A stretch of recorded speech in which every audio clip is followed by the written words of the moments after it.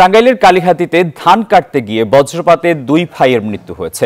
শনিবার সকাল ৮টার দিকে উপজেলার বীর বাসিন্দা ইউনিয়নের নোয়াবাড়ি গ্রামে এই ঘটনা ঘটে। নিহতরা হচ্ছেন আফজাল হোসেন ও মোহাম্মদ আমির হোসেন।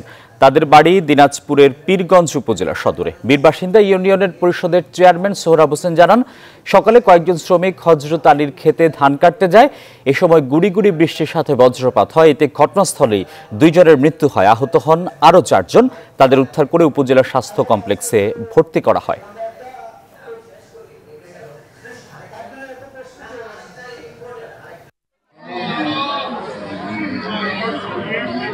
সাতক্ষীরার তালা উপজেলায় ধানের বস্তা বোঝাই ট্রাক নিয়ন্ত্রণ হারিয়ে সড়কের পাশে উল্টে দুই ধান কাটা শ্রমিকের প্রাণ গেছে।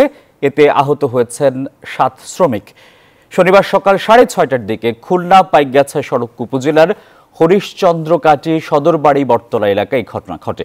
পুলিশ জানায়, কয়রা থেকে ১৩ শ্রমিক গোপালগঞ্জে ধান কেটে মজুরি হিসেবে ২৫ থেকে ৩০ মণ ধান পান। তারা ট্রাকে ধান নিয়ে বাড়ি ফিরছিলেন। পথে ট্রাকটি নিয়ন্ত্রণ হারিয়ে সড়কের পাশে উল্টে যায়। ঘটনাস্থল থেকে দুইজনের মরদেহ উদ্ধার করে সাতক্ষীরা সদর হাসপাতাল মর্গে পাঠানো হয়।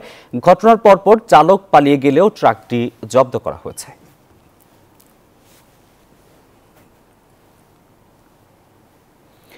চট্টগ্রামের পতেঙ্গায় বিমানবন্দর সড়কে একটি লরি নিয়ন্ত্রণ হারিয়ে পুকুরে পড়ে এক শিশুসহ ২ জনের মৃত্যু হয়েছে।